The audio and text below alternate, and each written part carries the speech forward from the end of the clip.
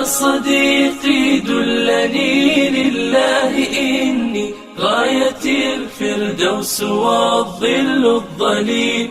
يا صديقي إننا بالله نحيا، فهو نور وهو زاد والدليل.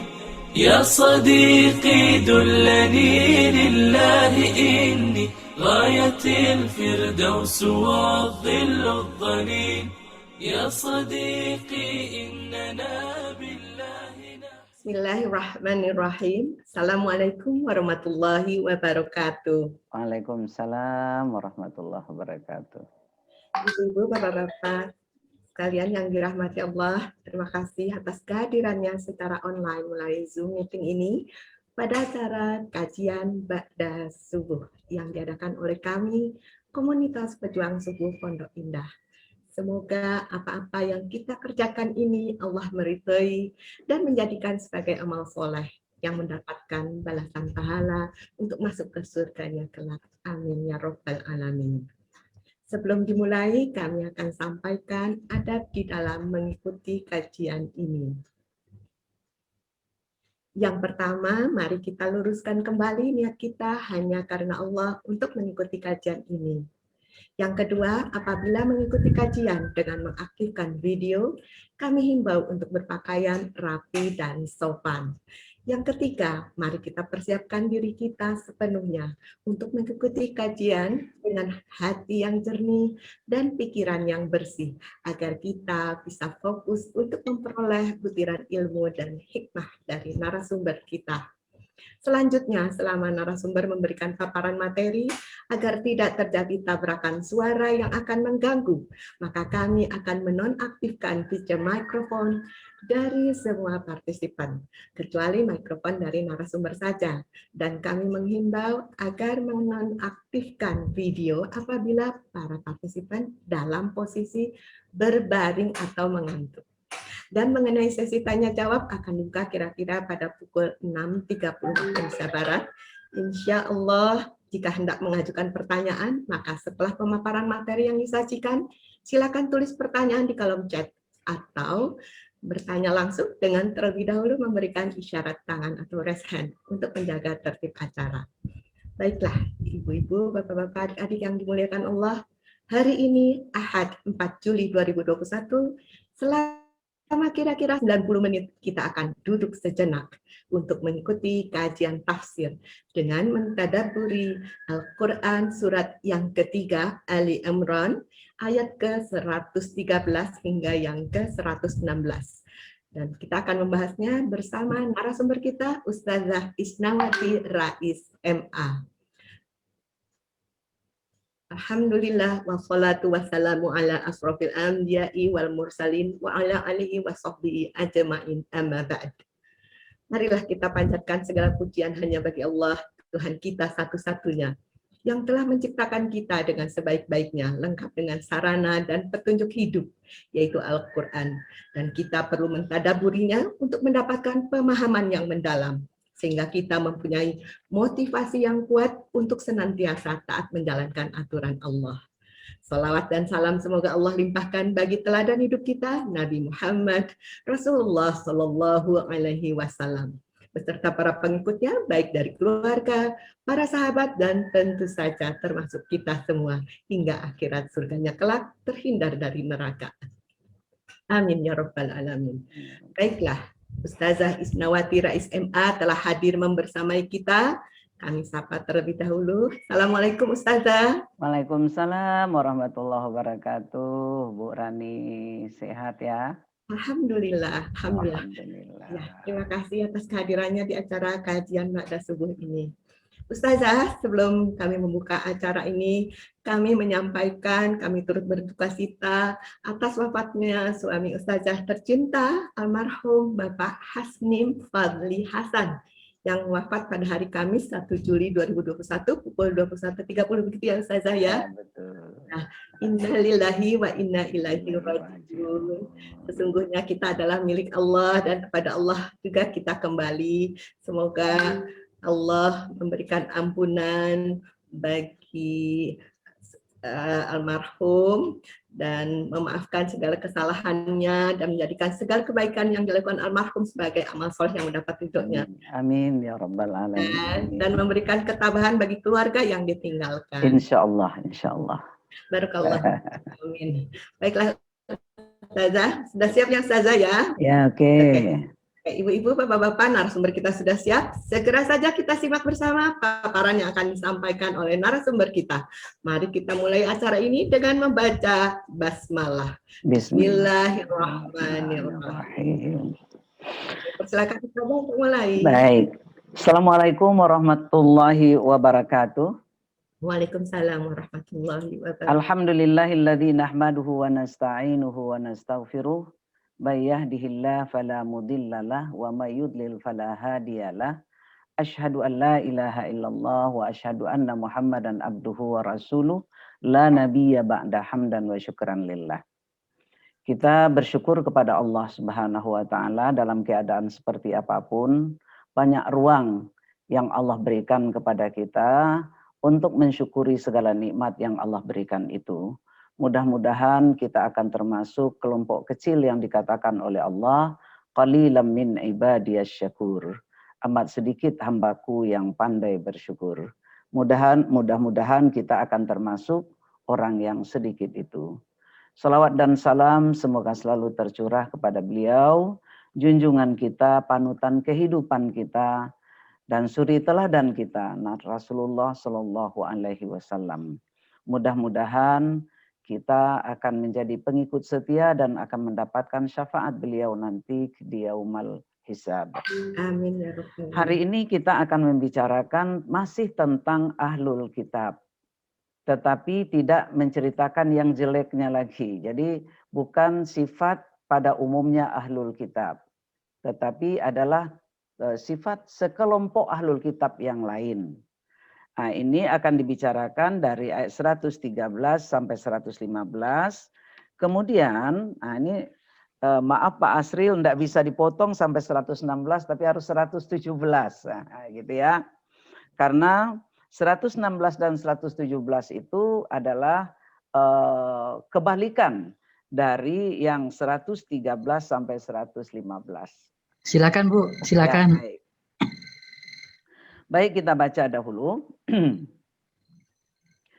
A'udzu billahi minasyaitonir rajim.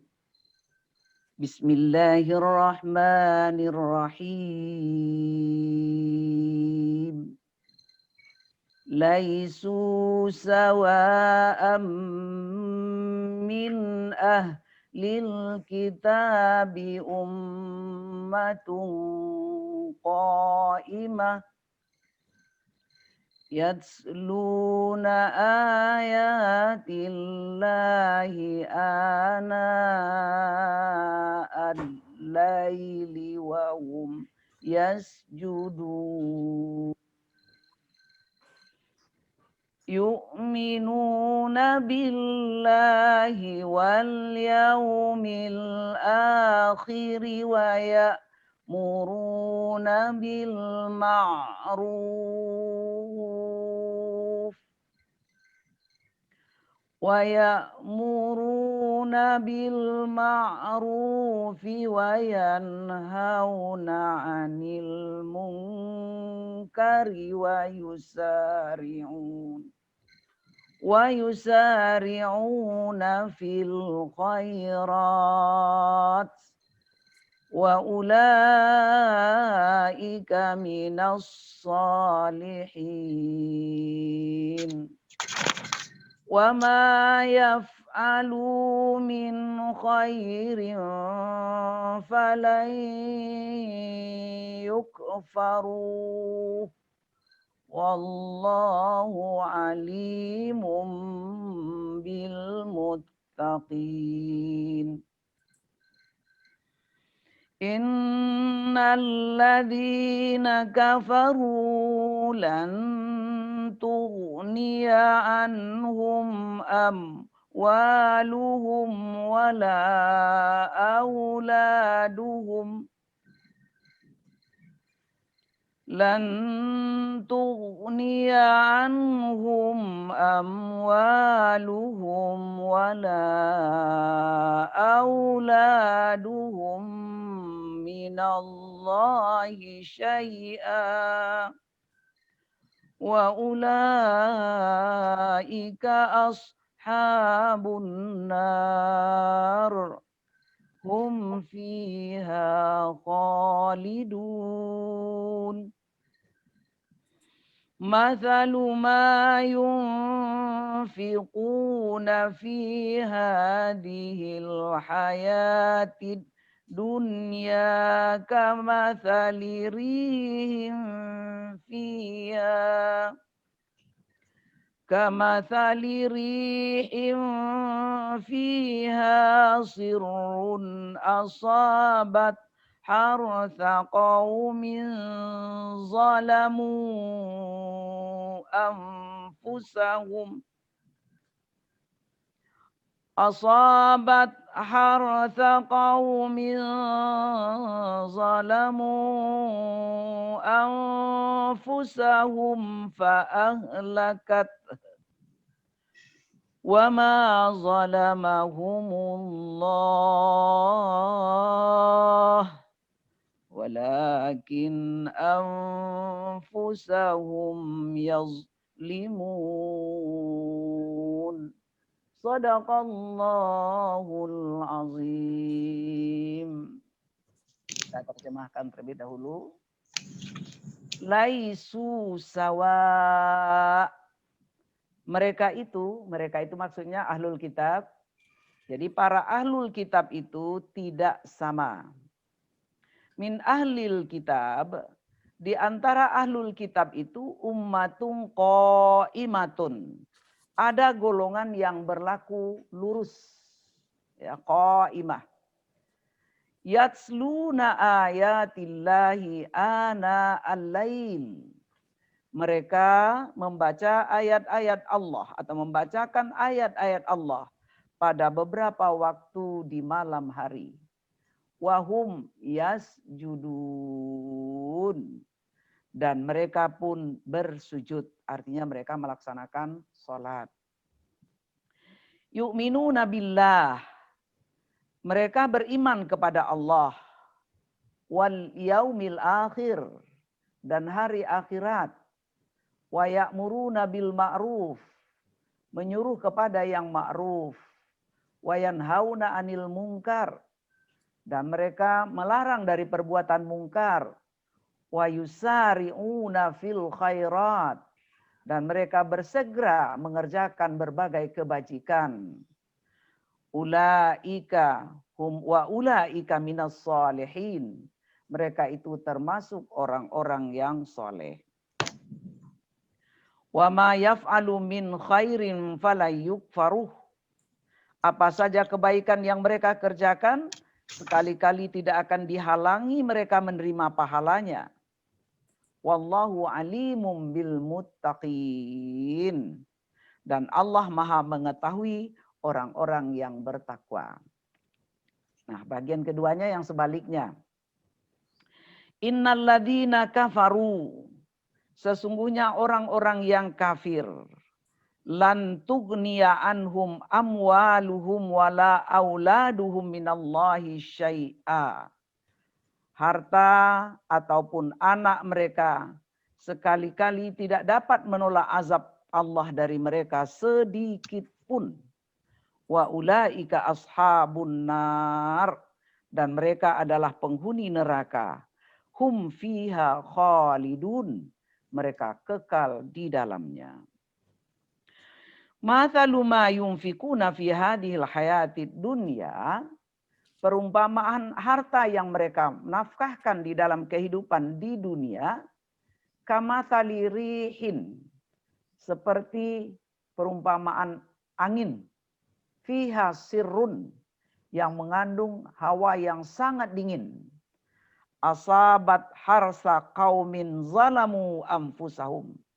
Yang menimpa tanaman orang-orang yang menganiaya diri mereka sendiri. Fa'ahlakathu. Lalu angin itu merusaknya. Wa ma zalamahumullah. Allah tidak menzalimi mereka. Walakin anfusahum yazlimun. Tetapi mereka sendirilah yang menganiaya dirinya. Maha benar Allah dengan segala firman-Nya. Seperti yang saya katakan di depan tadi, setelah Allah menjelaskan sifat-sifat jelek dari ahlul kitab, malah di ayat 112 itu duribat alaihimud dhillatu ainama tukifu illa bihablim minallah wa hablim minan nas. Jadi mereka tidak menjaga relasi mereka dengan Allah, tidak menjaga relasi mereka dengan sesama manusia, karena mereka merasa lebih mulia dari orang-orang lain. Nah, ini adalah sifat-sifat buruk dan juga ayat-ayat sebelumnya. Nah, di dalam ayat ini Allah menjelaskan bahwa tidak semua ahlul kitab bersifat seperti itu. Nah, gitu ya. Ada di antara mereka orang-orang yang benar-benar beriman. Jadi kalau dibaca di dalam sejarah itu, ada kelompok besar yang dipimpin oleh Abdullah bin Ubay bin Salul, dan ada kelompok kecil yang dipimpin oleh Abdullah juga namanya, tapi Abdullah bin Hakam. Nah, Abdullah bin Ubay bin Salul inilah yang kemudian menjadi munafik yang luar biasa itu. Yang mereka pada waktu perang Uhud itu mengundurkan diri membawa 300 orang. Nah, itu adalah ulahnya dari Abdullah bin Ubay bin Salul. Nah, yang lain sekelompok kecil di antara ahlul kitab yang kemudian mereka beriman dan imannya benar, mereka berlaku lurus di dalam keimanan itu di bawah pemimpinnya yang namanya Abdullah bin Hakam. Nah, yang akan diceritakan oleh Allah kepada kita di sini adalah kelompok kecil itu. Jadi sebahagian besar mereka punya sifat-sifat jelek seperti yang telah dijelaskan sebelumnya. Tetapi ada di antara mereka orang-orang yang berlaku lurus dengan sifat-sifat yang istimewa yang sama dengan orang-orang soleh yang lainnya. Mari kita lihat. Laisu sawa, kata Allah ya. Tidak semua ahlul kitab itu memiliki sifat-sifat yang tidak terpuji, yang tidak baik. Nah, min ahlil kitab ummatun. Ada di antara mereka orang yang beriman, walaupun kebanyakan mereka adalah orang yang fasik, tetapi ada di antara mereka itu orang yang beriman dengan benar. Jadi artinya ahlul kitab ini menyatakan dirinya semuanya beriman kepada apa yang disampaikan oleh Nabi Muhammad SAW. Tetapi ada imannya yang pura-pura, yang mereka itulah yang menjadi munafik itu. Tetapi ada sekelompok kecil min ahlil kitab ummatun, ya.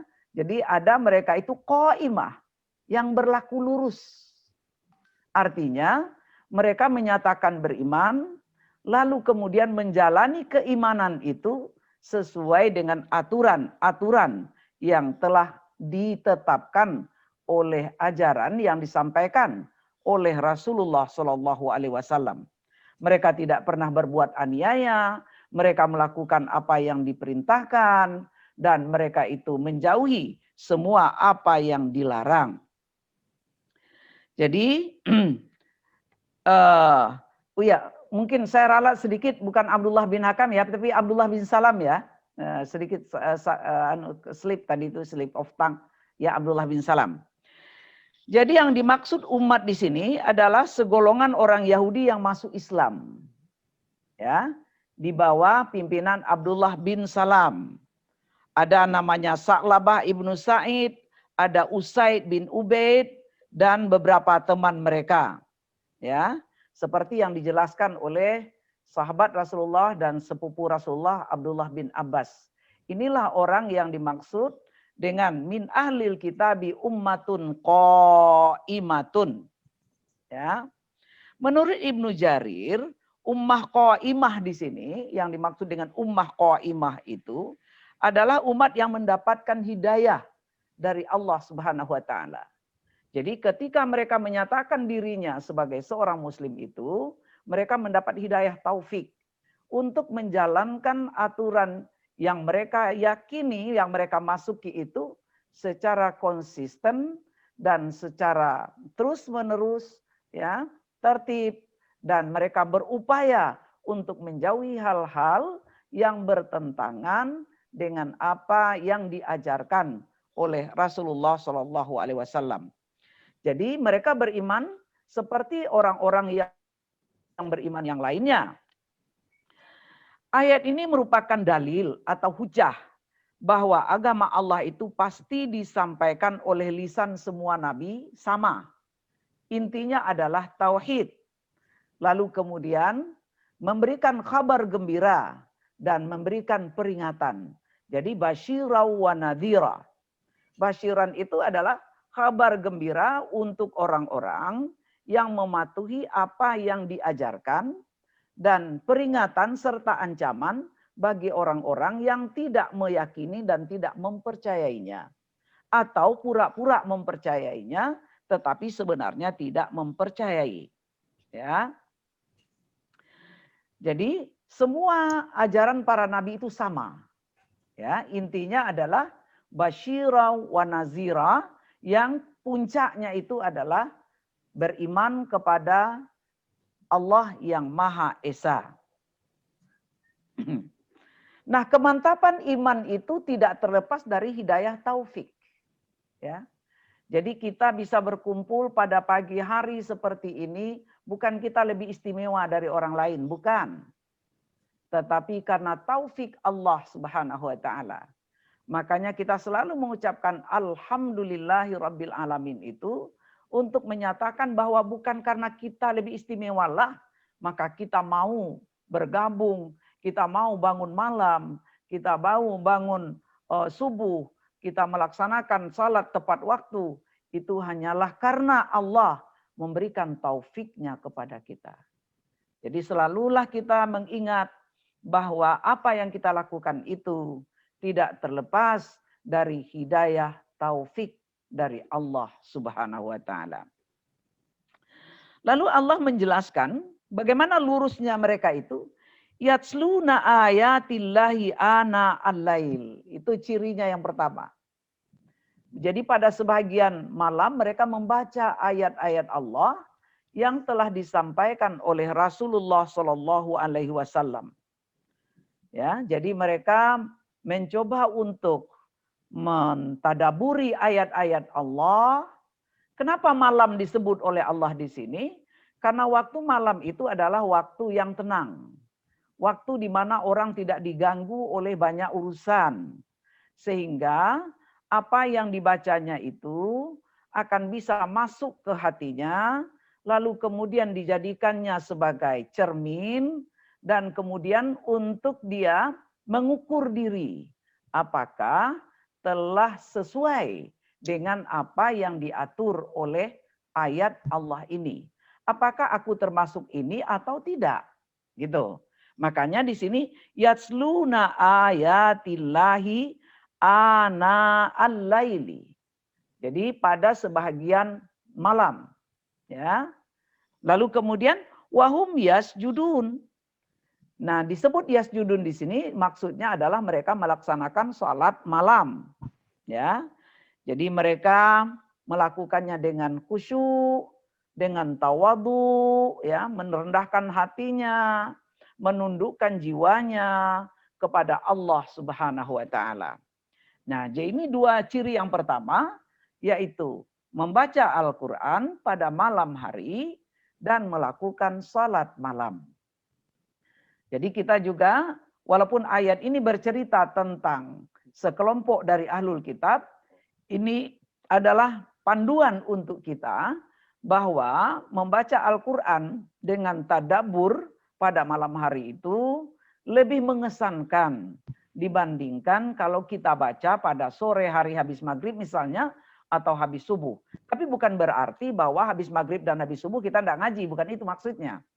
Tetapi apa yang kita baca malam hari itu dengan tadabbur, dengan warattilil Qur'ana tartila, itu akan membawa kesan tersendiri yang istimewa di hati kita.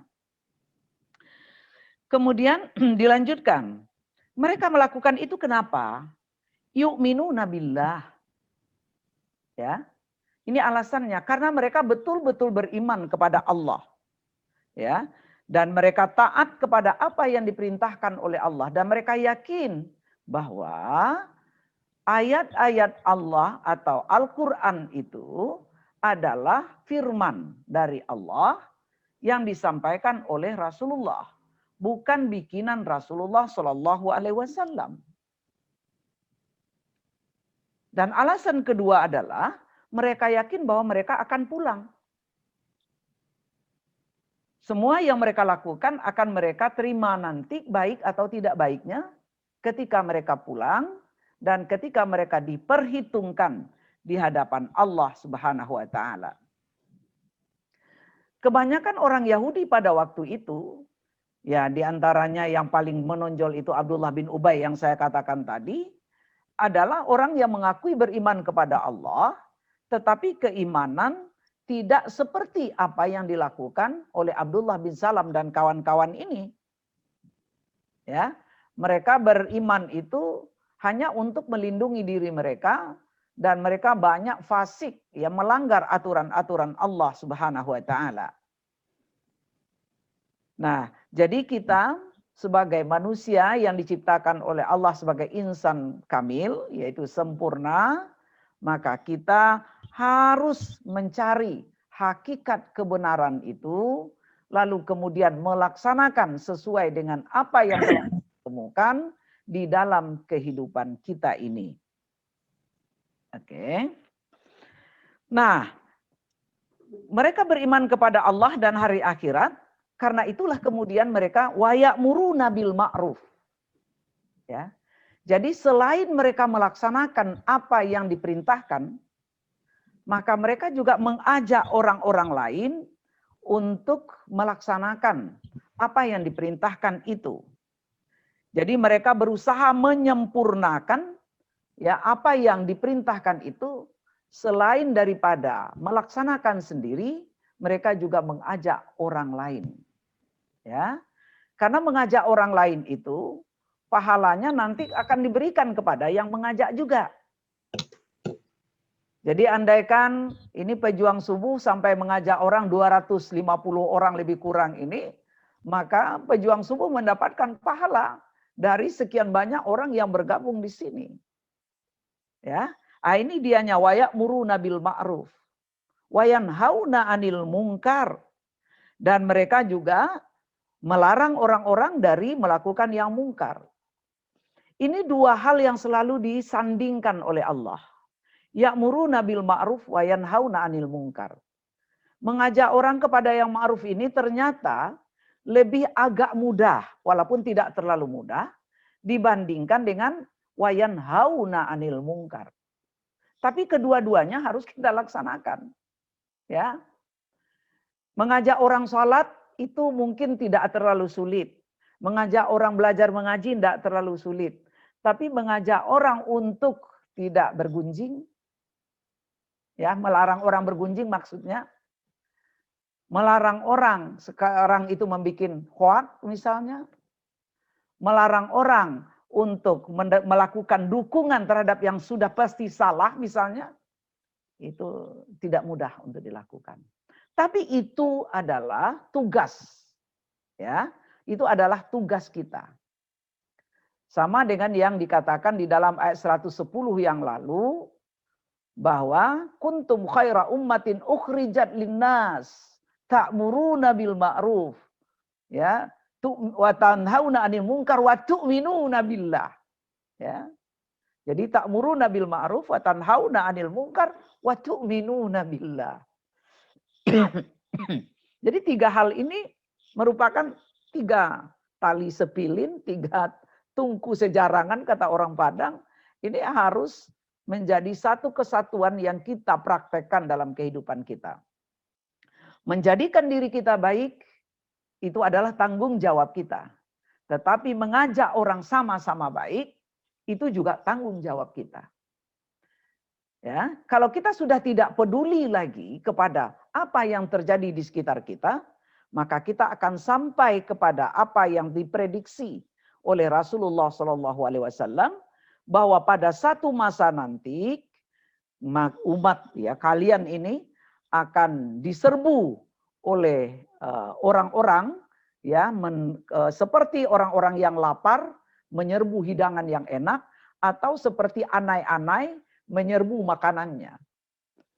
Lalu kemudian ditanya oleh para sahabat, aminkillah ya Rasulullah, aminkillah yauma idzin ya Rasulullah. Apakah ketika itu kami sedikit ya Rasulullah? La, kata Rasulullah. Antum katsirun. Bukan, tetapi kalian itu banyak. Lalu kenapa ya Rasulullah? Karena kalian sudah dihinggapi oleh penyakit, kata Rasulullah. Apa itu? Hubbud dunya wa karahiyatul maut. Ya. Cinta kepada dunia dan takut pada kematian. Jadi takut risiko. Nanti kalau diajak, nanti dia marah. Nanti kalau dilarang, kita akan dan seterusnya.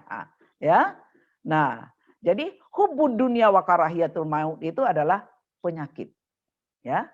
Kenapa? Dunia pasti akan kita tinggalkan. Fan, akan lenyap. Apakah kita yang akan ditinggalkan dunia atau kita yang akan meninggalkan dunia? Lalu kemudian akhirat itu pasti akan kita jelang. Mau tidak mau, suka tidak suka, siap tidak siap. Kalau waktunya sampai, pasti. Ya. Jadi, ya'muruna bil ma'ruf wa yanhauna 'anil munkar ini merupakan tugas kita. Jadi sekarang medianya sangat banyak, ya, dengan media-media elektronik yang bisa kita pergunakan.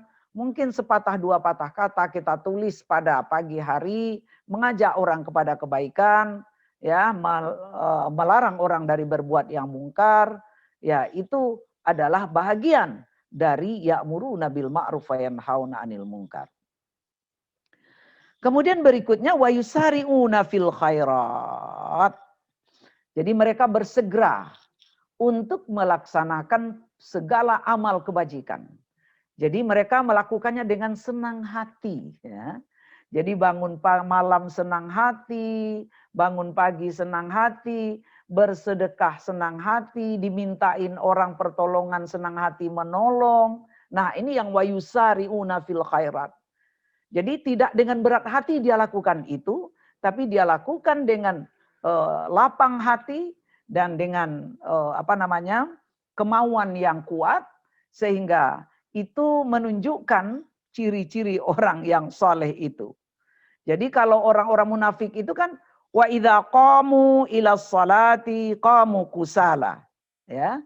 Jadi kalau orang-orang munafik yang kawan-kawan yang lain dari orang ahlul kitab itu, kalau mereka mendirikan salat, mereka mendirikannya dengan malas-malas. Tapi yang kelompok ini enggak. Mereka bersemangat untuk melakukannya. Ya. Yura'unan nas, kalau orang-orang munafik itu mereka itu ria. Ya, tetapi yang kelompok ini tidak ria. Mereka qaimah, lurus, ya. Dengan ciri-ciri yang telah kita sebutkan, membaca ayat Allah pada malam hari, mereka salat malam, mereka beriman kepada Allah, mereka beriman kepada hari akhirat, tidak mementingkan diri sendiri, tapi mengajak orang kepada yang ma'ruf, melarang orang melakukan yang mungkar, wa yusari'una fil khairat. Mereka cepat sekali untuk melaksanakan berbagai kebajikan. Seakan-akan waktu mereka sangat terbatas sehingga mereka tidak mau ketinggalan kesempatan-kesempatan yang yang dibukakan oleh Allah Subhanahu wa taala. Ini adalah keutamaan-keutamaan dari orang yang soleh itu. Ya. Segala peluang untuk kebajikan itu akan dilakukannya sesuai dengan kemampuannya itu. Makanya Nabi mengatakan misalnya dalam soal bersedekah, ittaqun nara walau bisikit tamratin. Ya, dindinglah diri kamu dari api neraka walaupun dengan sebelah biji kurma, misalnya begitu. Artinya, kalaupun dia sedikit punya, ketika dia dimintai pertolongan, dia pasti akan berbagi yang sedikit itu. Nah, jadi ini yang kita harus upayakan dalam hidup kita, yang tidak tahu kapan akan dipulangkan oleh Allah Subhanahu wa taala. Jadi di dalam ayat ini kan dikatakan yusari'un ya, sur'ah, bisur'ah. Jadi bisur'ah itu dengan segera, dengan cepat. Ya, bukannya dengan al-ajalah, bukan terburu-buru, ya. Itu berbeda dengan antara terburu-buru dengan segera. Ya. Kalau arti sur'ah itu adalah mendahulukan apa yang seharusnya didahulukan. Misalnya ketika Rasul mengatakan, seorang bertanya, ya Rasulullah, aku mempunyai 1 dinar, li dinar. Aku punya 1 dinar. Untuk siapa itu? Itu untuk dirimu, kata Rasulullah. Lalu kemudian dia katakan, aku punya 1 dinar yang lain untuk keluargamu. Dia katakan lagi, aku punya dinar yang lain untuk ayah ibumu. Aku punya 1 dinar yang lain untuk orang-orang yang menjadi tanggunganmu yang lain daripada keluargamu dan ayah ibumu. Aku punya 1 dinar yang lain, terserah padamu. Ya. Jadi artinya apa? Jangan sampai pemurah ke orang tapi pelit kepada keluarga sendiri, kan gitu ya. Jadi mulai dari tanggung jawab kita terhadap diri, terhadap keluarga, terhadap orang tua, terhadap kerabat. Nah, baru kita layangkan pandang ya ke sekeliling kita yang membutuhkan uluran tangan. Itu namanya bisur'ah. Ya. Tetapi kalau al-ajalah, buru-buru, nah itu tidak seperti itu. Tidak ada perhitungan-perhitungan tadi itu. Pokoknya trek gitu. Nah, sampai kadang-kadang ya yang sunnah dilakukan, yang wajib terabaikan. Makanya Nabi mengatakan kalau terburu-buru itu pekerjaan setan, kata Nabi kan. Nah, ketenangan itu adalah sifat dari yang maha kuasa. Wa ulaika minas sholihin. Jadi kelompok kecil ini termasuk orang-orang yang saleh. Jadi di dalam ayat ini terkandung sanggahan terhadap orang-orang Yahudi yang mengatakan terhadap orang yang masuk Islam dari kalangan mereka, tidaklah beriman terhadap Muhammad melainkan orang-orang yang paling jelek di antara kami, katanya. Jadi orang yang beriman benar-benar itu menurut mereka, orang Yahudi waktu itu adalah orang yang paling jelek dari kami. Jadi yang mau mengikuti Muhammad secara benar itu adalah orang yang paling jelek di antara kami. Allah membantah itu. Allah mengatakan bahwa mereka termasuk orang-orang yang saleh. Ya, di antara doa kita kepada Allah itu, gabungkan kami dengan orang-orang yang saleh. Ya Allah, ketika kami engkau pulangkan. Tawaffani musliman wa alhiqni bis salihin. Wafatkan kami dalam keadaan pasrah, muslim, dan gabungkan kami dengan orang-orang yang saleh. Nah, sehubungan dengan saleh ini, banyak ayat sebenarnya yang bisa mendukung kita pentingnya kesalehan itu. Misalnya, wa adkhalnahum fi rahmatina innahum minas salihin. Dalam surat Al-Anbiya ayat 86 ya. Kami telah memasukkan mereka ke dalam rahmat kami. Sesungguhnya mereka termasuk orang-orang yang saleh. Jadi orang yang saleh ini adalah orang-orang pilihan Allah Subhanahu wa taala. Malah kita berdoa kepada Allah, wa adkhilni bi rahmatika fi ibadikas shalihin. Gitu ya. Dan masukkanlah aku dengan rahmatmu ke dalam kelompok hamba-hambamu yang saleh. Di dalam surat An-Naml ayat ke-19. Ya. Ini banyak sekali ayat-ayat yang menyatakan bahwa menjadi orang yang soleh itu adalah sesuatu yang harus kita upayakan di satu sisi, dan itu merupakan satu posisi yang ditinggikan dan dimuliakan di sisi Allah Subhanahu wa taala. Orang yang masuk Islam dengan benar tadi dari kalangan ahlul kitab ataupun dari kita, wa ma yaf'alu min khairin falayukfaruh, kata Allah. Falayukfaruh. Jadi apapun kebaikan yang mereka lakukan, apapun ya, mau sholat, mau puasa, mau sedekah, mau berdoa masuk kamar mandi, mau berdoa bangun tidur, mau makan untuk memperkuat diri, niat nih makan supaya kuat nanti berpuasa karena sahur, atau makan supaya kuat nanti beribadah, atau tidur supaya kuat nanti bangun malam dan lain sebagainya. Fala yukfaruh. Mereka tidak dihalangi untuk mendapatkan pahalanya. Wallahu alimum bil muttaqin. Ya, Allah itu Maha mengetahui orang-orang yang bertakwa. Lah, takwa itu di mana? Kenapa kok Allah yang tahu? Kata Nabi, takwa hahuna. Takwa itu ada di sini. Ya, takwal qulub. Jadi takwa itu implementasinya ada di luar, tapi yang takwa itu sendiri adanya di hati. Ya. Makanya Nabi mengatakan takwa hahuna. Takwa itu ada di sini. Ya. Nah, jadi min takwal qulub. Jadi takwa hati. Lalu kemudian implementasi takwa terlihat dalam kehidupan sehari-hari. Dan orang yang seperti ini, faulaika kana sa'yuhum mashkura, kata Allah dalam surat Isra ayat 19. Mereka itu adalah orang-orang yang usahanya dibalasi dengan sangat baik oleh Allah Subhanahu wa taala. Kenapa? Fa innallaha syakirun alim. Jadi bagaimana kita meningkatkan diri dari mukmin menjadi muttaqin, lalu meningkat menjadi muhsinin, kan gitu ya. Jadi muslim lalu meningkat menjadi mukmin, kemudian menjadi muttaqin, kemudian menjadi muhsinin. Nah, kalau muslim kan memenuhi rukun-rukun Islam. Ya. Mukmin memenuhi rukun-rukun iman. Kalau muttaqin, bagaimana muslim dan ciri-ciri atau rukun-rukun tadi itu melekat di sini. Nah, sehingga takwa, takut benar takut. Takut tidak akan melakukan perintah, takut melalaikan perintah, takut kalau jatuh atau terserempet ke dalam larangan Allah.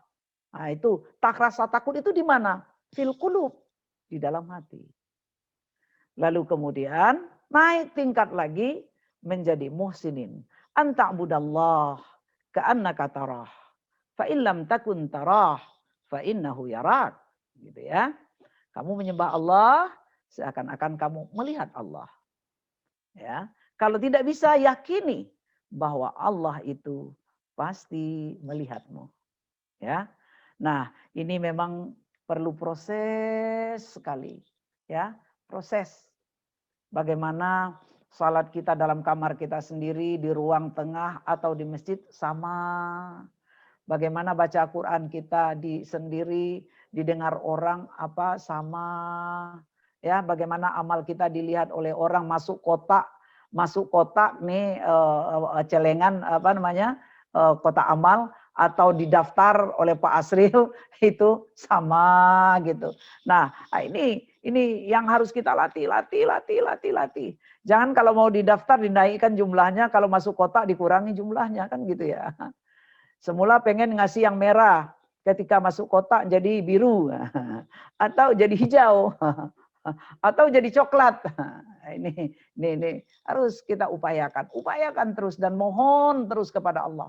Ya Rabb, aku tidak mempunyai kekuatan apa-apa untuk melakukan perintahmu, untuk menjauhi laranganmu. Tolong aku ya Allah. Mohon ya Allah. Kita mohon selalu kepada Allah Subhanahu wa taala. Nah, ini kelompok yang berbeda dari kelompok munafik atau kelompok Yahudi yang lain yang masuk Islam. Sekarang kita lanjutkan kajian kita dengan ayat 116 dan 117. Menyambung penjelasan bahwa menafkahkan harta, membelanjakan harta itu adalah bagian dari amal soleh. Ya. Harta adalah kekayaan yang sangat berharga. Ya. Idza mata ibnu Adama in qata'a amaluhu illa min thalas. Kan gitu kata Rasulullah. Apabila seseorang meninggal dunia, maka terputuslah kesempatannya dari mendapatkan keuntungan kecuali 3. Apa itu? Sedekah jariyah, ilmun yuntafa'u bihi, awaladun salihun. Yang pertama harta, yang ketiga anak. Ya. Jadi sedekah jariyah itu harta kan? Kemudian waladun salihun anak. Tetapi ini bagi orang yang kafir tidak ada manfaatnya sedikit pun. Jadi kalau kita akan mendapatkan atau ingin mendapatkan manfaat dari harta dan anak itu, maka kita harus keluar dari definisi kafir itu. Jadi Allah memadukan antara larangan dan targhib ini ya. Jadi di satu sisi jangan begitu, di satu sisi memberikan harapan kepada kita semuanya. Mari kita lihat ayat ini. Innalladzina kafaru. Sesungguhnya orang-orang yang kafir di kalangan ahlul kitab, ini masih bicara ahlul kitab ya. Jadi orang yang kafir di kalangan ahlul kitab termasuk yang munafik-munafik itu. Lan tughniya anhum amwaluhum wala auladuhum minallahi syai'a. Ya.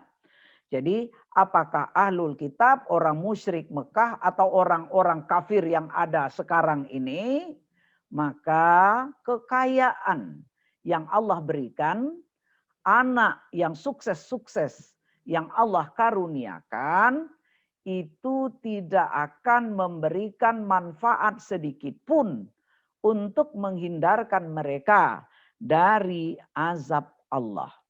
Dan itu mereka banggakan sebetulnya. Ya, bagi orang kafir banyak harta dan anak itu menjadi kebanggaan. Dapat kita lihat dalam surat Saba ayat ke-35.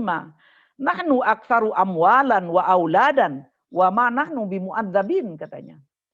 Kami punya banyak harta, kami punya banyak anak, maka kami tidak akan diazab. Mereka bersandar kepada harta dan bersandar kepada anaknya, bahwa dengan adanya harta dan anak ini mereka tidak akan mendapat azab Allah Subhanahu wa taala. Tapi kata Allah tidak begitu. Ya, tidak begitu.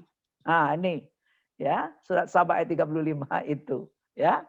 Nahnu aksaru amwalau wa auladan wa ma nahnu bimu'adzabin. Jadi mereka mengatakan kami lebih banyak punya harta, kami lebih banyak punya anak, ya, maka kami tidak akan diazab. Di antaranya yang mengatakan itu dahulu adalah Walid bin Mughirah, ya, ayah dari Khalid bin Walid.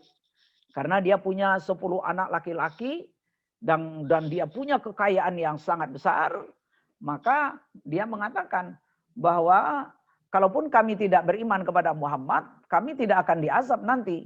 Karena harta kami dan anak kami akan bisa membela kami, begitu. Nah, padahal kalau nanti waktu yang sangat-sangat menakutkan itu datang, dapat kita lihat di dalam surat Al-Had ayat ke-21 itu ya. Surat 22 ayat 21. Yauma tarawunaha tadhalu kullu murdi'atin amma arda'at. Ya. Jadi ketika mereka melihat kegoncangan hari itu, maka semua perempuan yang menyusui anaknya lari dari anak yang disusui. Tidak ingat lagi anaknya lepas dan seterusnya. Ya, nah, seperti itulah keadaannya. Makanya Allah ingatkan kita di dalam surat Al-Baqarah ayat 48 itu. Wattaqu yauman la tajzi nafsun an nafsin syai'a. Ya. Jadi takutlah kalian akan azab Allah pada hari kiamat, di mana pada hari itu seorang tidak dapat membela orang lain sedikit pun. Kita betul-betul ya, ini dianya ya.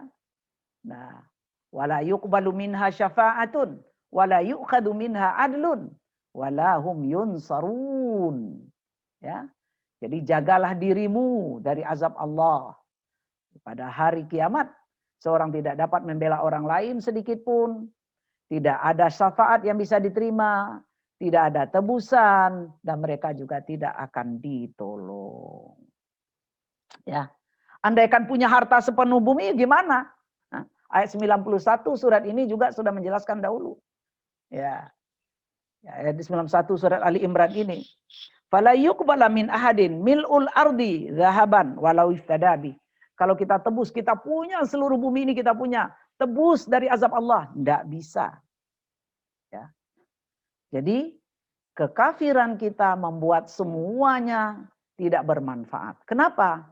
Karena semuanya itu milik Allah. Dikaruniakan oleh Allah. Dan akan dikembalikan kepada Allah Subhanahu wa ta'ala. Wa ulaika ashabun nar. Jadi karena kekafiran itu mereka akan menjadi penghuni neraka. Lalu bagaimana di neraka? Hum fiha khalidun. Mereka kekal di dalam neraka itu. Ya. Dan keadaan di neraka itu gimana? Kullama nadidat juluduhum baddalnahum juludan ghairaha liyadukul azab. Setiap kulit-kulit mereka itu hangus terbakar, kami ganti dengan kulit yang baru. Liyadukul adab. Supaya Allah benar-benar merasakan atau supaya mereka benar-benar merasakan azab yang berat yang Allah berikan. Itu ayat ke-116. Nah, lalu kemudian kebajikan mereka tidak dihitung. Tadi harta dan anak tidak bermanfaat. Sekarang kebajikan mereka tidak dihitung. Nah, karena apa? Karena kekafiran tadi membuat tidak ada artinya. Pintu gerbangnya tidak mereka masuki. Sehingga mereka tidak mendapatkan keuntungan apa-apa. Mathalu ma yunfikuna fi hadhil hayatid dunya kamathali rihin fiha sirrun asabat harsa qaumin zalamu anfusahum fa ahlakat. Ya. Nah, sesungguhnya perumpamaan harta yang mereka infakkan. Jadi mereka karena pura-pura munafik tadi itu, mereka juga berinfak. Atau orang yang kafir. Ya, orang kafir Quraisy itu mengatakan begini, kami telah mengorbankan harta kami untuk memperjuangkan keyakinan kami melawan Muhammad. Ya, saya berkati-kati emas sudah saya korbankan untuk memerangi Muhammad. Mereka merasa bahwa itu adalah infak mereka yang akan membela mereka. Ya. Lalu orang-orang munafik ikut berkontribusi dalam biaya perang dan lain sebagainya terhadap apa yang dilakukan oleh Rasulullah atau memenuhi panggilan Rasulullah. Tapi dengan kemunafikannya. Maka kata Allah, "Mathalu ma yunfikuna fi hadhil hayatid dunya," apapun yang mereka infakkan ya dalam kehidupan mereka di dunia ini, nah, kamasali rihin fiha sirrun, sama saja dengan angin yang bertiup, di situ angin itu ada udara yang sangat dingin, asabat harsa qaumin zalamu anfusahum, yang menimpa tanaman-tanaman, kebun-kebun orang-orang yang menganiaya dirinya, fa ahlakat, ya, lalu menghancurkannya. Jadi kesimpulannya bahwa keadaan mereka dalam hal menyangkut pembelanjaan, sekalipun untuk yang baik, sekalipun untuk menjamu orang-orang yang datang haji, sekalipun itu untuk membantu anak-anak yatim, sekalipun itu adalah untuk memberdayakan orang-orang miskin, dan lain sebagainya, itu sama saja dengan keadaan angin yang merusak tanaman.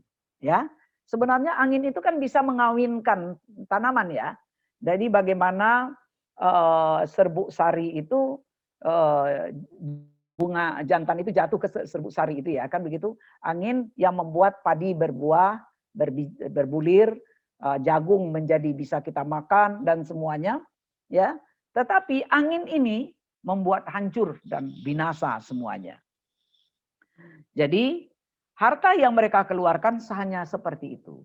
Mereka habis, mereka keluarkan semuanya, tetapi mereka tidak mendapatkan apa-apa dari semuanya itu. Ya. Lalu, apakah itu karena keaniayaan Allah terhadap mereka? Apakah karena Allah itu zalim terhadap mereka? Kata Allah, bukan. Wa ma zalamahumullah. Ya, Allah tidak menzalimi mereka. Terus bagaimana? Kenapa kok tidak diterima? Walakin anfusahum yazlimun. Ya. Tetapi mereka sendirilah yang menganiaya diri mereka. Kenapa? Karena mereka membelanjakan harta di jalan yang bisa mendatangkan kekecewaan terhadap mereka. Di dunia mereka kecewa. Kenapa? Karena perang menghadapi Rasulullah kalah. Kan gitu ya. Tipu daya mereka menghadapi Rasulullah kalah. Perang Ahzab atau perang Khandak itu kan ada kerjasama antara ahlul kitab dengan orang-orang kafir Quraisy. Tapi ternyata kemudian mereka telah melakukan banyak hal untuk itu, membuat benteng-benteng dan lain sebagainya. Tapi mereka terpaksa lari dari benteng-benteng mereka itu. Ya. Fa'ahlakathu. Itu di dunia. Tetapi di akhirat nanti kontribusi mereka itu tidak diperhitungkan oleh Allah Subhanahu wa taala. Jadi intinya yang kelompok pertama ayat 113 sampai 115 menunjukkan ada sekelompok kecil dari ahlul kitab yang beriman secara benar.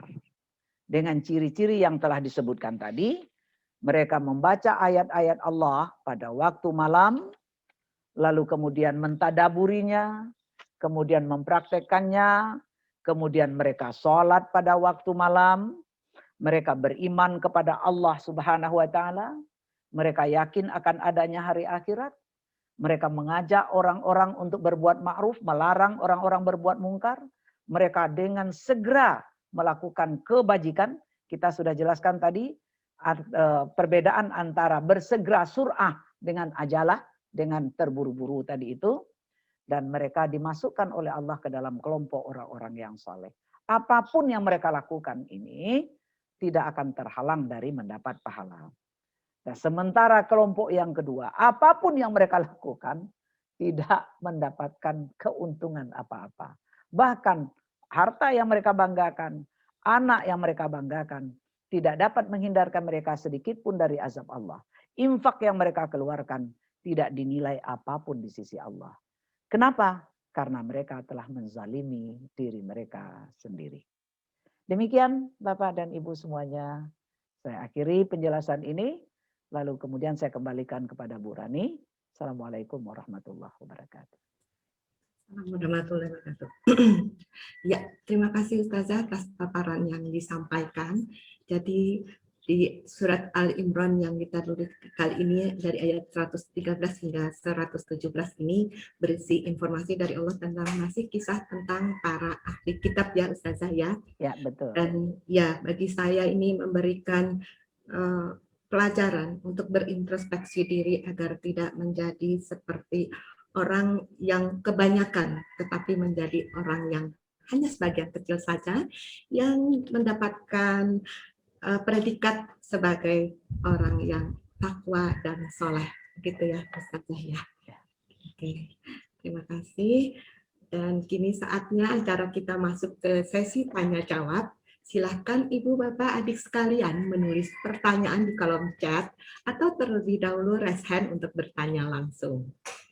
Namun Ustazah, Bapak dan Ibu sekalian, kami mohon perkenannya sebelum sesi tanya jawab, kami akan sampaikan maklumat tentang kegiatan yang diadakan oleh kami, Komunitas Pejuang Subuh Pondok Indah. Tolong bantuannya. Ya, terima kasih Kak Syahid. Berikut informasi yang dapat kami sampaikan. Oh, ya. Setelah kajian ini, kita akan mengikuti perjalanan dari Pak Fadian, yaitu kita akan jalan-jalan jalin silaturahim online ke Laos. Dan kita akan mengikuti perjalanan ini ada perjalanan yang ke-70. Laos ini adalah negara di Asia Tenggara yang tidak mempunyai pantai, namun memiliki destinasi wisata yang menarik. Dan kita akan mengetahui bagaimana kehidupan Muslim di Laos. Ya, selanjutnya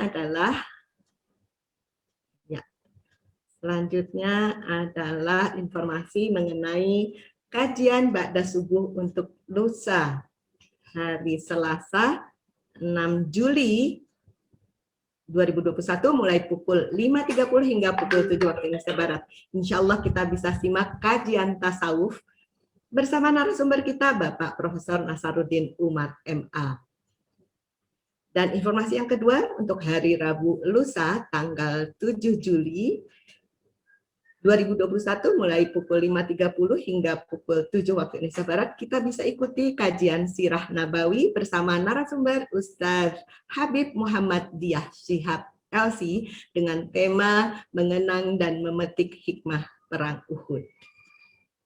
Selanjutnya ada informasi dari Divisi Pendidikan, yaitu kegiatan Classical Training Online, kajian bedah Iqra yang memasuki batch ke-6, yang diselenggarakan secara khusus kerjasama antara Yayasan Pejuang Subuh Pondok Indah dengan Yayasan Puspita RSPI.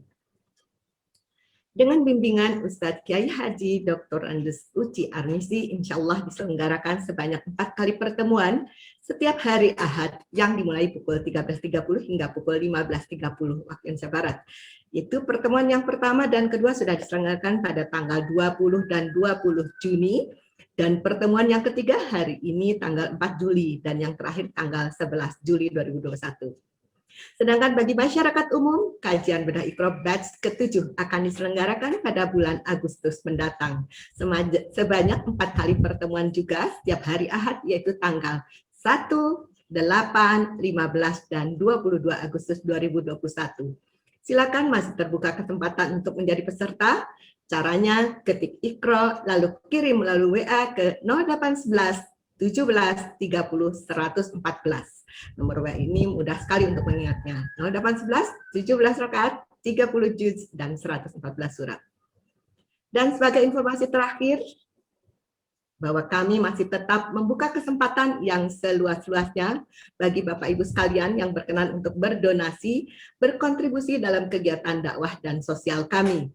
Selama masa pandemi COVID-19, untuk kegiatan dakwah kami selenggarakan secara online. Keberlangsungan kegiatan dakwah kami ini sepenuhnya terselenggara atas apa yang Bapak Ibu sekalian kontribusikan.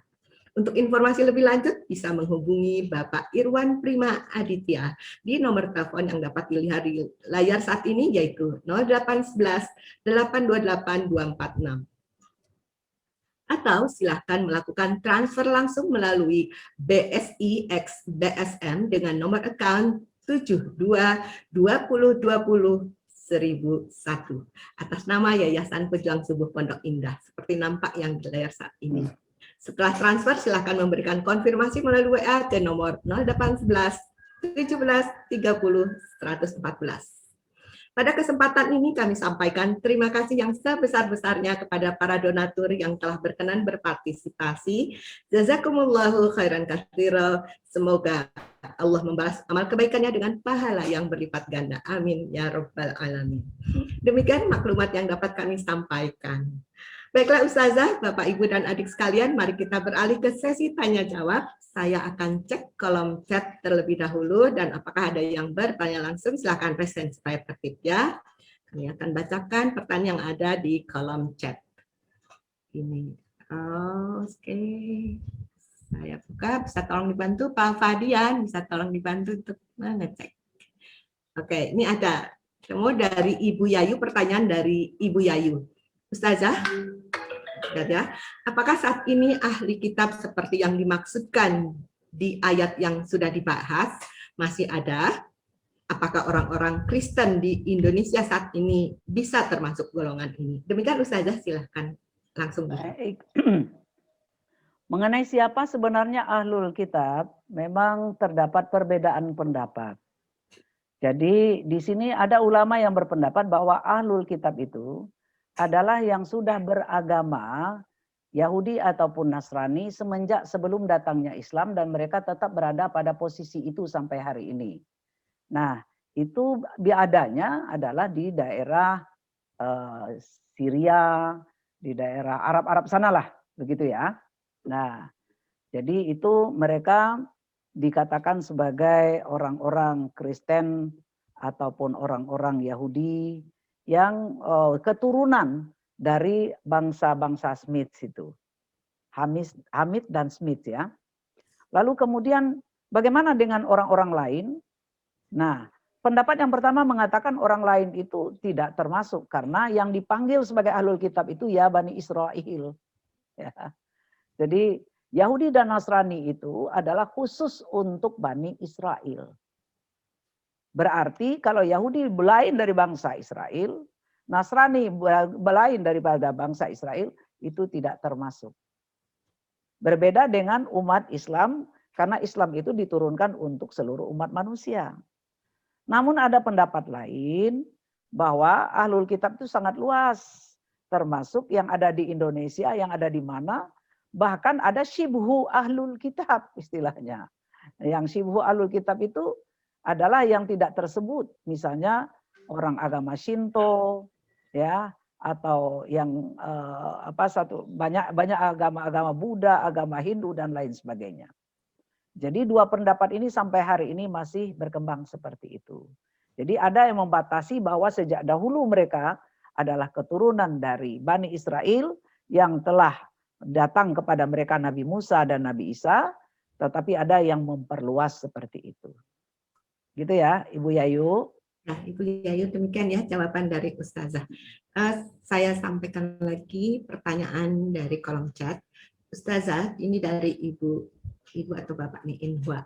Ustazah, ahli-ahli kitab itu kan tahu bahwa Al-Quran adalah terakhir dan paling valid. Tapi kenapa ada sebagian yang bersikeras nggak mau terima Al-Quran? Apakah karena keimanan mereka belum nyantel atau belum hakul yakin? Padahal mereka kan ahli kitab. Demikian Ustazah, silakan dijawab. Jadi kan iman itu adalah sesuatu yang masuk ke dalam hati, kan gitu ya. Jadi iman itu adanya di sini. Lalu kemudian kenapa mereka tidak beriman? Kalau dikatakan oleh Allah tentang ahlul kitab yang tidak mau beriman itu, bagian li anfusihim. Ya, karena kedengkian yang ada di dalam hati mereka. Jadi bukan karena mereka tidak percaya bahwa Muhammad itu adalah utusan Allah. Karena sudah disebutkan di dalam kitab Taurat dan Injil. Ya, bukan karena tidak percaya bahwa yang dibawa oleh Nabi Muhammad itu bukan bikinan Nabi Muhammad. Tetapi itu adalah karena rasa dengki. Kenapa mereka dengki? Karena mereka sombong. Kenapa mereka sombong? Karena mereka mengatakan nahnu abna'ullah wa ahibba'u. Kami ini adalah putra-putranya Allah dan kekasih-kekasihnya Allah. Jadi tidak ada bangsa yang lebih mulia dari bangsa Bani Israel. Jadi kami tidak mau menerima adanya Bani Ismail.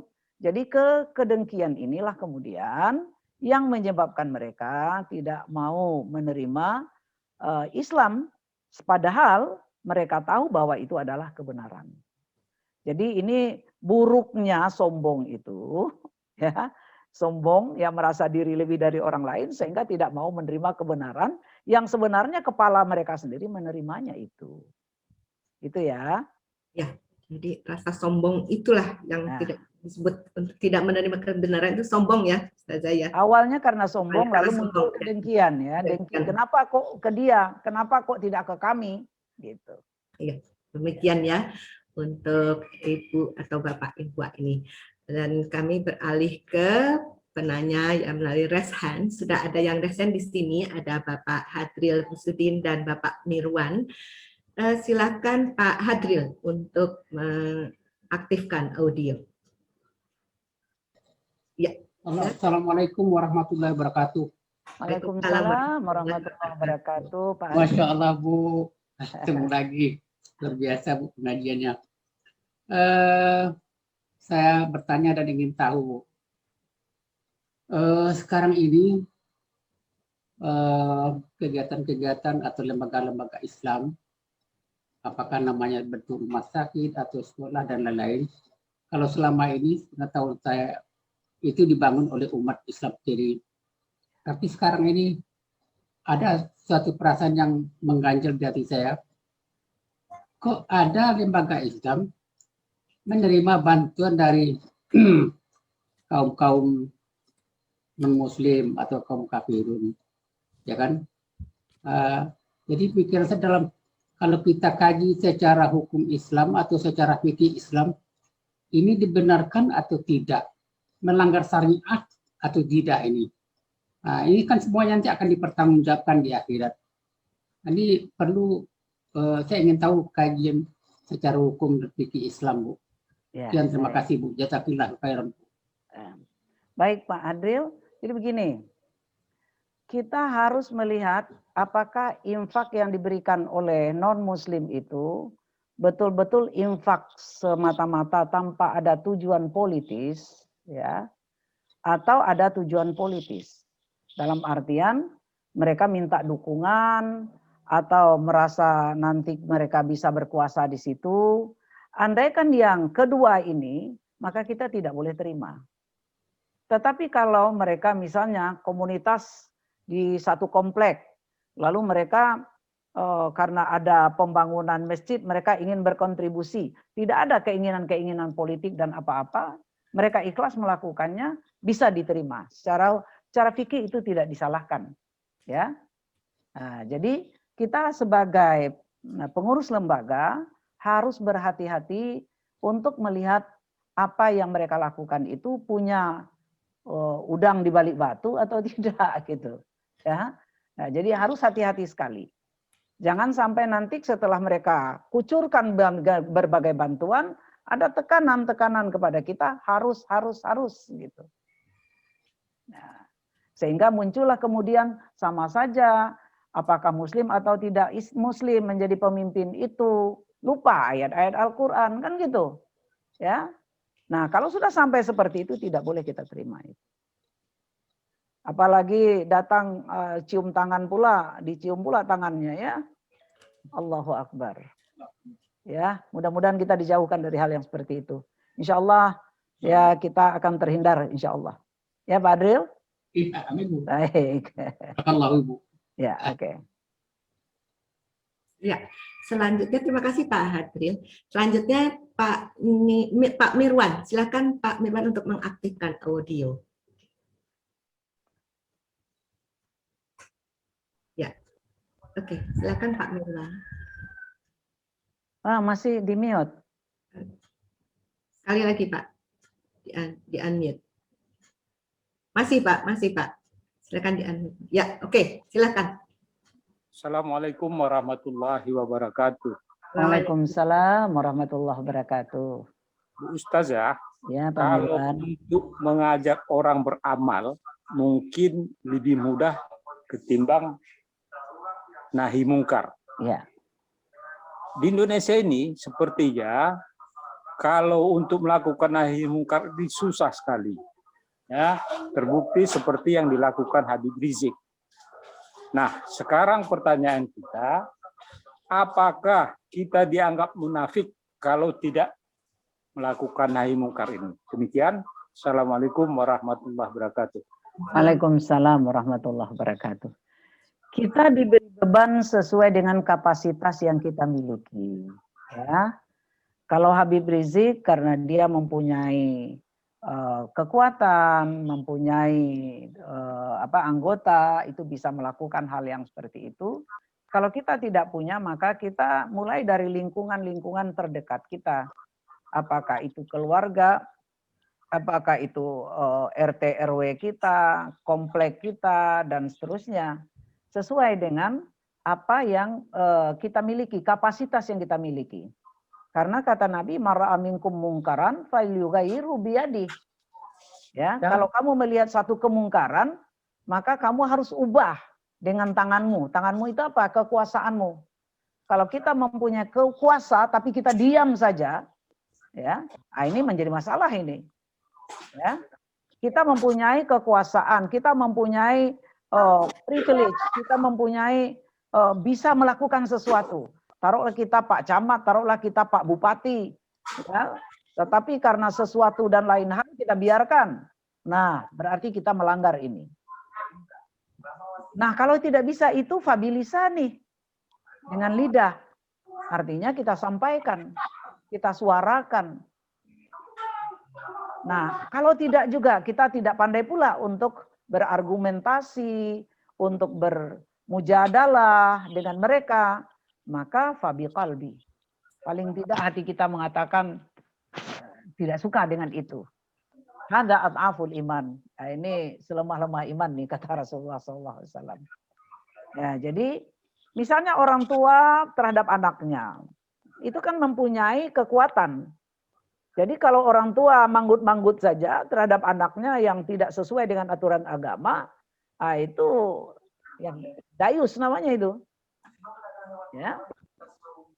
Begitu juga suami terhadap istrinya misalnya, itu dayus.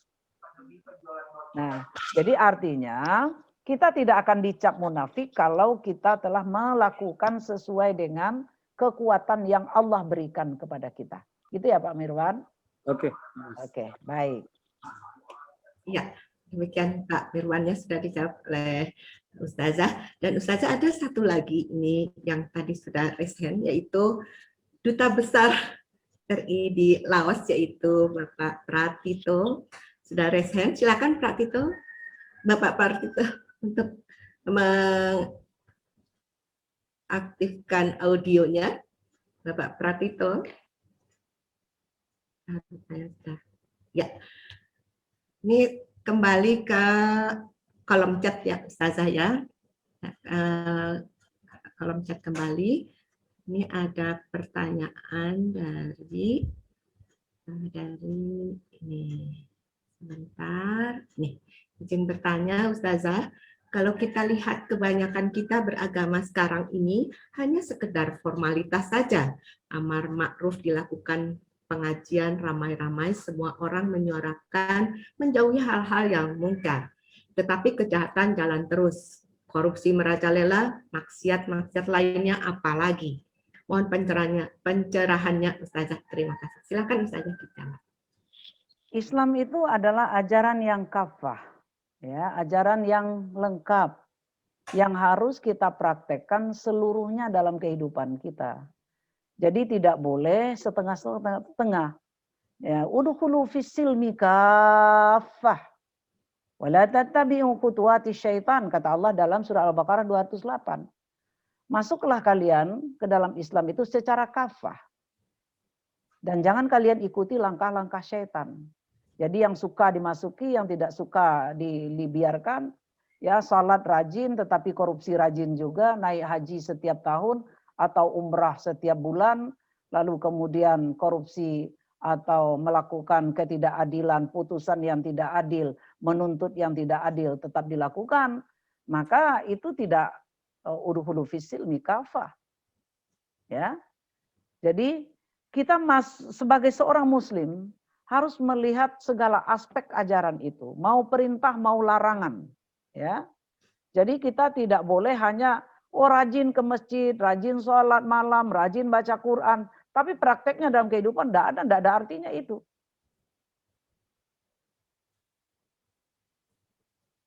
Jadi dengan ayat udkhulu fis-silmi kafah ini, wala tattabi'u khutuwati syaitan, menunjukkan bahwa Islam yang sifatnya itu masih di permukaan, ya itu harus diperbaiki, harus disempurnakan.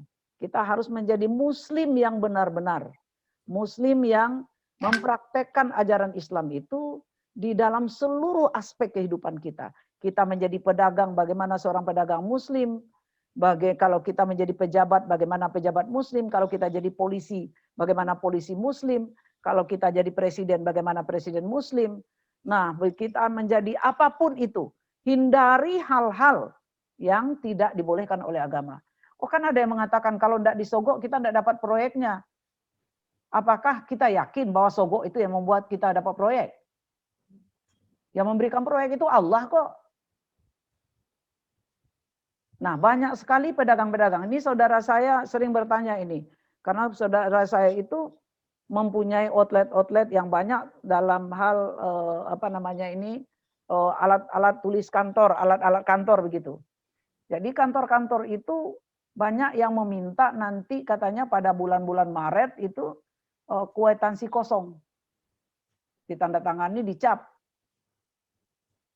Lalu bolehkah itu katanya? Kata saya itu ta'awun alal ismi wal udwan. Ya, itu adalah tolong-menolong untuk kejahatan. Kenapa dikatakan tolong-menolong untuk kejahatan? Karena dengan seperti itu nanti harga pensil yang misalnya cuma 5.000 menjadi 15.000.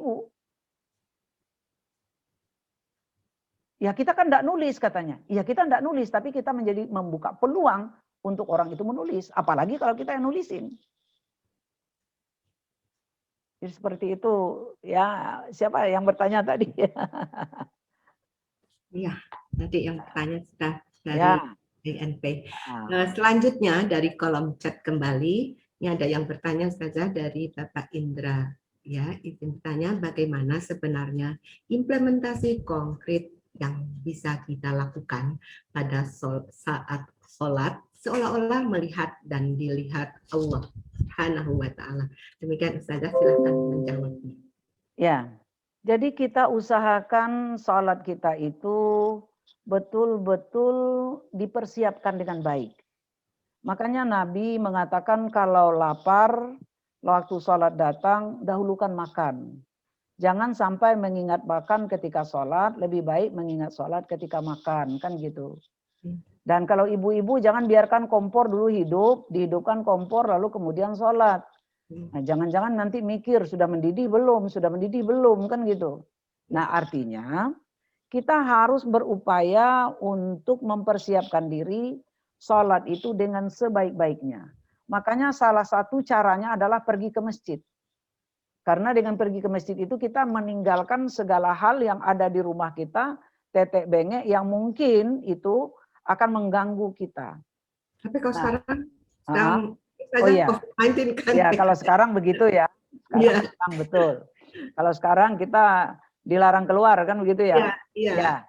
Maka kalau itu ya handphone kita matikan, ya, telepon mungkin kita gantung, pintu kita kunci dulu. Jadi yang pertama sekali untuk betul-betul mempersiapkan diri, itu yang pertama. Yang kedua adalah kita melakukan yang dinamakan khusyuk sikap, ya, tamakninah. Kemudian yang kedua khusyuk bacaan. Artinya kita membaca itu dengan memahami apa yang kita baca. Sehingga dengan itu nanti muncullah khusyuk hati. Fokus. Karena kita merasa bahwa kalau kita tidak bisa melihat Allah, Allah pasti memperhatikan. Ya, wa nuqallibukum. Ya, bagaimana kamu membalik-balikkan badanmu. Artinya ketika ruku dan sujud itu Allah melihat kamu. Ya, jadi itu langkah-langkah yang harus kita lakukan. Dan itu memang melalui exercise yang sedemikian rupa, sehingga nanti kita akan bisa sampai di situ. Tetapi bukan berarti bahwa sudah sampai bisa dalam artian dia akan statis, kita dalam keadaan yang seperti itu terus enggak. Maka kita harus, kalau ada yang mengganggu, balikkan lagi. Mengganggu, balikkan lagi. Jangan diteruskan membuat istana di awang-awang gitu. Nah, kira-kira seperti itu. Tidak halu ya, begitu ya. Ustazah, kalau di dalam bahasa Indonesia, khusyuk itu asyik barangkali ya, Ustazah ya. Asyik. Ya, merasa nikmat. Nikmat ya. Makanya dikatakan oleh Nabi itu, as-salatu rabi'atul qalbi. Salat itu adalah ketenangan jiwaku, gitu. Ketenangan jiwaku. Ya, istirahatnya mukmin. Nah, itu. Ya, kami lanjutkan. Ini ada di kolom chat ada Lovely N dan ada yang resen juga yang N54 nih, apa sama? Sama ya. Kalau sama silakan saya didahulukan yang mana nih? Yang resen ya. Oke, silakan untuk yang resen. Assalamualaikum Bu Ustazah. Waalaikumsalam warahmatullahi wabarakatuh. Saya mau bertanya, definisi kafir itu apakah orang Islam ataukah orang Kristen ya Bu Ustazah? Saya tuh bingung gitu loh. Karena di Quran itu banyak bilang kafir gitu. Saya tuh bingung. Ya, itu aja Bu Ustazah. Baik. Ya, terima kasih. Jadi kafir itu ada kafir millah. Kafir millah itu adalah kafir terhadap agama. Artinya mereka di luar dari Islam. Ya. Tetapi ada juga kafir itu adalah fasik. Ya, tetapi yang fasik ini dia dalam orang Islam tetapi tidak melaksanakan ajaran Islam itu. Tidak melaksanakan karena mengingkari ajaran itu. Ya, mereka meninggalkan perintah, tidak mengindahkan larangan, itu fasik. ya. Tetapi ada lagi yang munafik orangnya, ya. Nah, munafik. Nah, munafik ini ya seakan-akan dia adalah orang yang beriman tetapi sebenarnya dia kafir. Nah, jadi memang kafir ini terminologinya sangat banyak sekali. Tetapi yang kita pahami secara umum, kafir itu seperti apa yang dikatakan oleh Allah di dalam surat Al-Bayyinah itu. Lam yakunil ladina kafaru min ahlil kitabi wal musyrikin. Ya. Jadi kafir itu ada kafir ahlul kitab dan ada kafir musyrik.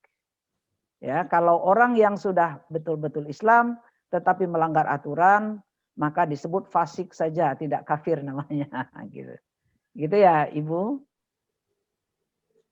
Demikian ya, Ibu. Jadi Ustazah, kalau misalnya orang itu sholat tapi tidak menutup aurat, itu sama dengan fasik ya, Ustazah ya, karena satu ayat tidak dipenuhi, begitu ya? Jadi mereka sama dengan tidak masuk Islam secara kafah tadi itu. Iya, Ustazah. Tidak kafah. Iya, Ustazah, kembali lagi ke kolom chat, nih waktu sudah hampir habis nih. Dari Ibu Siti Nurzami, Assalamualaikum Ustazah, saya pernah melihat sebagian bangsa Yahudi yang menentang Zionisme malah mendukung Palestina di Inggris.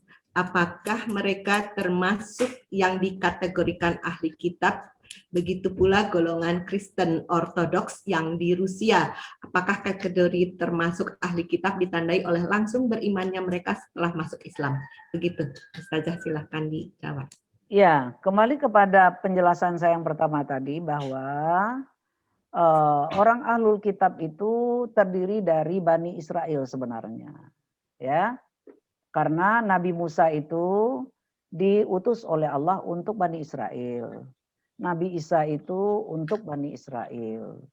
Jadi kalau orang di luar dari Bani Israel, mereka tidak termasuk yang dipanggil oleh Nabi Musa, tidak pula oleh Nabi Isa alaihissalam. Itu pendapat yang terkuat oleh jumhur ulama. Tetapi ada yang mengatakan kalau mereka setuju dengan apa yang dibawa oleh ajaran Yahudi dan Nasrani, mereka juga adalah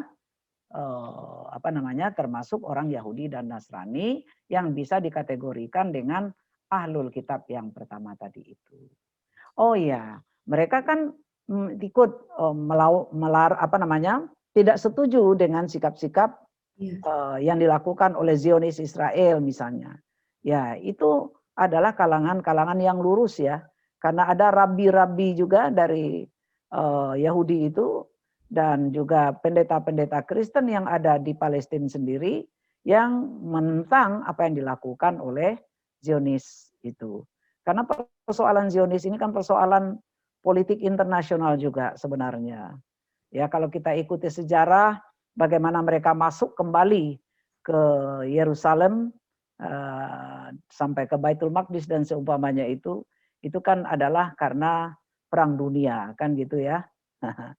Nah, ini persoalannya. Ya. Kira-kira begitu. Ya, jadi yang terjadi di Palestina itu bukan hanya dari kalangan Islam saja ya, Ustazah ya. Betul. Yang berkeyakinan berbeda juga. Ya. Ini sudah ada yang kembali lagi ke penanya yang ada di raise hand. Silakan Ibu Erina untuk mengaktifkan audionya. Ya, Assalamualaikum Ustazah. Waalaikumsalam warahmatullahi wabarakatuh, Bu Erina. Ya, saya mau bertanya, ada pengurus masjid,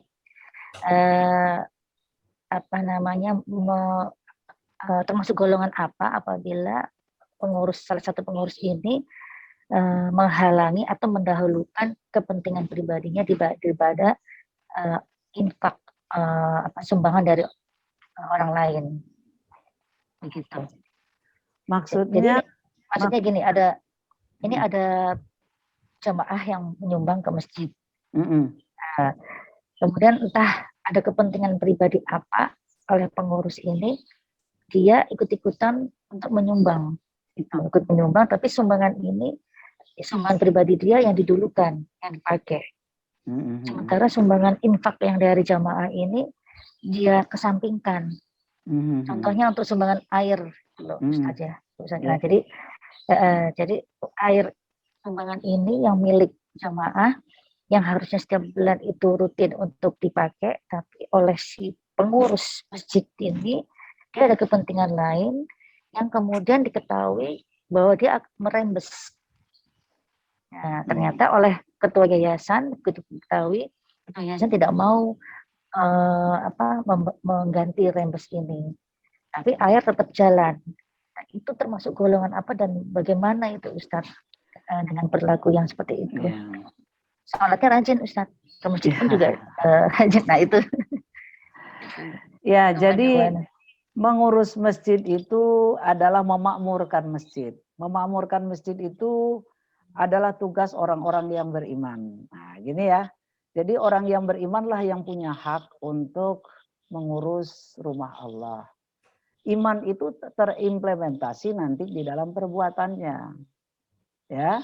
Jadi ketika dia menerima infak dan segalanya, itu harus terdata dengan baik dan kemudian orang yang berinfak pasti pengen supaya infaknya itu dipakai, dipergunakan. Maka kalaupun dia berinfak, maka itu digabungnya harusnya dengan infak-infak orang lain, lalu kemudian dibagikan bersamaan kepada para yang membutuhkan itu. Harusnya seperti itu. Prioritas tadi barangkali apakah dia pengen mendapatkan pahala lebih duluan atau apa, itu kita tanya kepada beliau bisanya itu Ibu. Ya. Nah, cuma rembes tadi itu saya kurang mengerti itu rembesnya itu gimana tuh ceritanya. Ya. Jadi ada hal yang kurang jelas ya Bu Erina. Ini waktu sudah menunjukkan pukul 7 lebih 2 menit Ustazah. Baik. Satu pertanyaan lagi yang resen ya. Oke. Silakan Pak Taufik Nur untuk mengaktifkan audio. Silakan Pak Taufik. Ya, oke. Assalamualaikum Ibu. Waalaikumsalam warahmatullahi wabarakatuh Pak Taufik. Gimana kabar Ibu, sehat Bu? Alhamdulillah Rabbil Alamin. Izin Bu mau tanya. Apakah ada puasa nazar Bu di dalam suatu ibadah Bu? Ada Bapak, kalau Bapak bernazar. Dan hukumnya bagaimana Bu? Mohon di pencerahannya Wajib Bu. dilaksanakan. Kalau Bapak bernazar, misalnya kalau saya sukses ini saya puasa seminggu berturut-turut, wajib. Wajib. Tetapi kalau sering bernazar biasanya adalah orang pemalas dan orang pelit. Ya. Jadi dia tidak akan melakukan amal kecuali kalau dia telah mendapatkan sesuatu. Jadi jangan sering-sering bernazar, sekali-sekali boleh. Oh gitu ya Pak Ustadz, ya Bu Ustazah ya. Ya. Jadi intinya ada ya Pak Ibu ya. Ada. Nazar puasa itu ada ya. Ada. Tapi nggak boleh sering-sering ya. Iya, kalau sering-sering itu tandanya orang itu pemalas beramal, pemalas puasa, pemalas atau pelit orangnya. Dia baru akan bersedekah kalau dia mendapatkan sesuatu. Kalau anakku lulus, aku sedekah 10 juta. Jadi baru nunggu anaknya lulus, baru sedekah 10 juta kan gitu. Ya Ustazah. Tapi yang paling penting adalah lakukanlah kebaikan terus, Allah tidak akan lupa. Itu yang paling penting. Ya. Ya. Ya Ustazah. Ya, terima kasih Pak. Ya. Assalamualaikum. Waalaikumsalam. Terima kasih Pak Taufik. Supaya Ustazah, karena waktu sudah menunjukkan 7 lebih 4 menit dan yang membatasi pertemuan kita ini adalah waktu, dan kami mohon maaf yang sebesar-besarnya bagi para penanya yang tidak dapat terakomodasi untuk dijawab, dan kami lihat Pak Fadian juga sudah bersiap-siap membawa kita jalan-jalan silaturahim online mancanegara. Oke, saya alhamdulillahirabbil alamin, dan tuntas sudah acara kita, semoga dapat berkenan dan mohon maaf apabila ada kekurangan dalam penyelenggaraan. Kami mohon perkenannya Ustazah untuk memimpin doa. Ya, karena waktu kita cuma berdoa kafaratul majlis saja ya. Okay. Subhanakallahumma wa bihamdika asyhadu an la ilaha illa anta astaghfiruka wa atubu ilaik. Ya. Assalamualaikum warahmatullahi wabarakatuh. Waalaikumsalam warahmatullahi wabarakatuh. Secara khusus saya sebagai pembawa acara memohon maaf apabila ada hal yang kurang berkenan dalam membawakan acara, dan ucapan terima kasih kami sampaikan pada yang pertama narasumber kita Ustazah Isnawati Rais MA. Terima kasih telah membersamai kami di kajian Ba'da Subuh hari ini. Yang kedua, pada seluruh partisipan yang tersebar dari seluruh Indonesia dan mancanegara yang tidak kami sebutkan satu persatu, yang setia mengikuti acara kajian Ba'da Subuh. Terima kasih atas atensi dan partisipasinya.